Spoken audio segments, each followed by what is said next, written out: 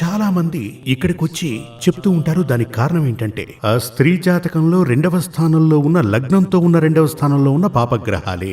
2వ స్థానంలో పాపగ్రహాలు, ముఖ్యంగా శని ఉన్నాడు అంటే వారు ప్రేమపూర్వకంగా మాట్లాడరు, దెబ్బలు తినేలా మాట్లాడతారు. అదే సమస్య. అంటే ఏంటంటే అమ్మాయి అందం అనేటువంటిది చెప్పబడినది పెళ్లి తరువాత తన మాట తీరే. ఎంత అందం కలిగిన భార్య అయినప్పటికీ తన మాట తీరులో చక్కదనం లేకపోతే తను మాట్లాడి అతని మనసు విరిచేస్తుంది. భర్త విరక్తిలో ఉంటాడు. విరక్తిలో ఉన్నప్పుడు ఏమవుతుంది?